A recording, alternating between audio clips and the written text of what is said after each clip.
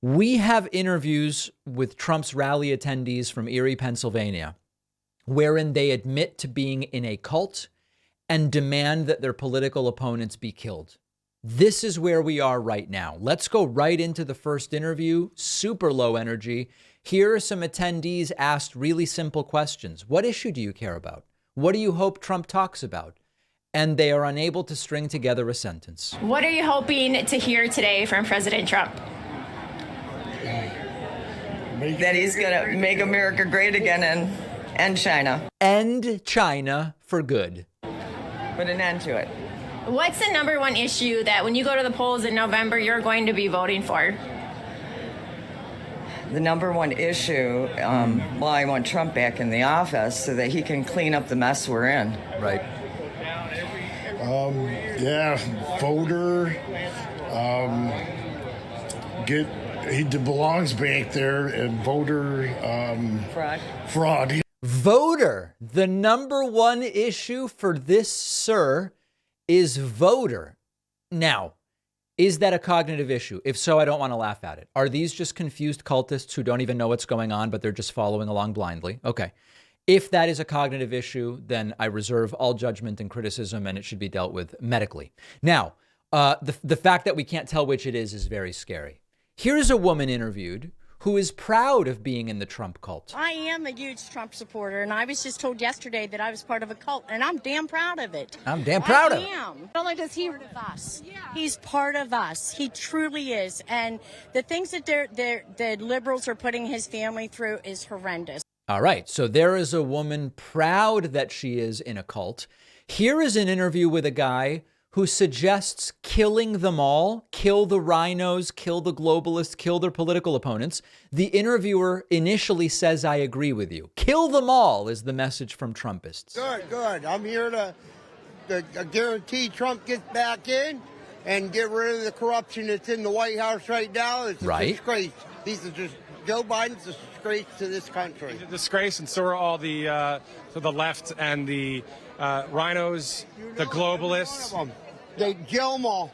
Yeah. Kill them all. I agree with you on that. I agree with you on that. Kill them all. Kill them all. I agree with you on that.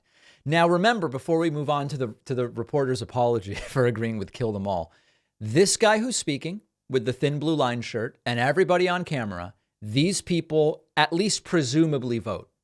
And so do not forget about the importance of us voting to cancel their votes out. The interviewer later clarified that he didn't realize the guy said kill them all. When he said, I agree with you, he thought the guy said something else. Something that is trending on Twitter right now. You know, outside, we were interviewing a number of people. They were talking about how great the country is, how great the president is. And I heard something else that was spoken, but somebody...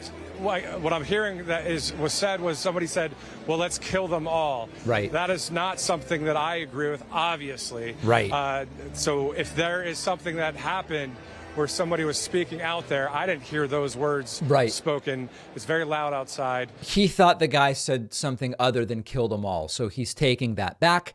Here's a woman who equates Trump with Jesus and also calls Trump the king. In the house. The great MAGA king. Great shirt. Thank you. Yes, got to support the king. So what's more, the King Jesus than the King Trump? How about it, right? Exactly. You are so correct. Yes. King Jesus first and then King Trump. King Trump, they do see him in that way, and it is all, of course, part of the cultishness. They've also taken to brainwashing children. Here's a bunch of kids who don't know what's going on holding Trump signs. Listen to this. We love Trump! We love Trump! We love Brandon! Let's go! Let's go! Let's go, Brandon! Let's go! Let's go, Brandon! Let's go! All right, let's go, Brandon, of course, which means F Joe Biden.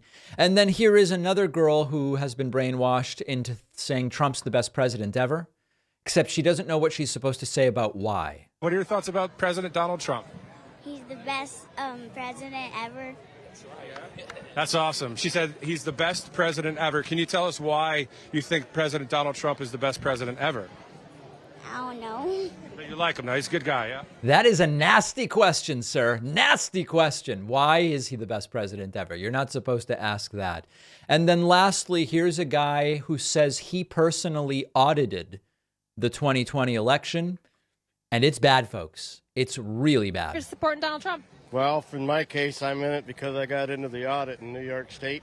I've seen a lot of things that you're not supposed to see when you're auditing an election. Okay, tell us, what was your role and what were you guys auditing? Well, I'm the lead in Cattaraugus County, but we're leading the voter rolls in New York State.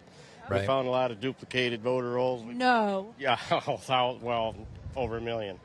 1 million? Okay, so this is really important because a lot of people don't understand the importance of voter rolls and why they need to be clean.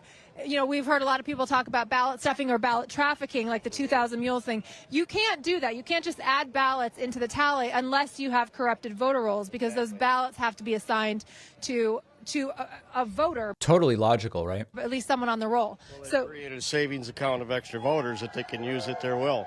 Right. They are doing that. We have the proof. We found the double voting. We've seen the algorithms. Our lead research guy in the New York audit had a peer paper published about his research and what. There you go. A peer paper was published. He got the algorithms. They figured it all out.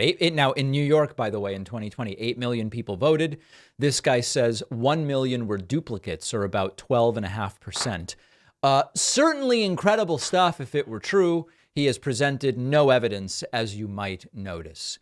It is getting worse. And the most important message to take away is these people vote, at least some of them, not all of them, but at least some of them. They're all allowed to vote, and we cannot stay home.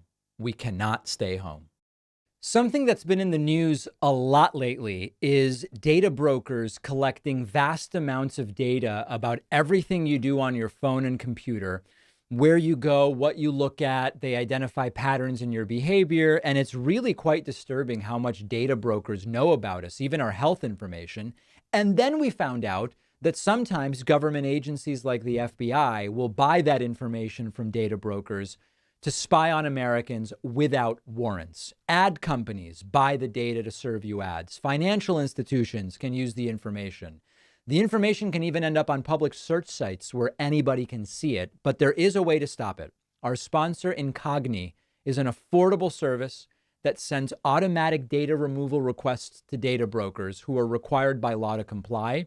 Incogni even follows up with the data brokers to ensure your data is permanently gone, and Incogni keeps you updated every step of the way. I use Incogni myself.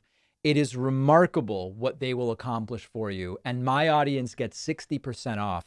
Go to incogni.com/Pacman and use the code Pacman. The link is down below.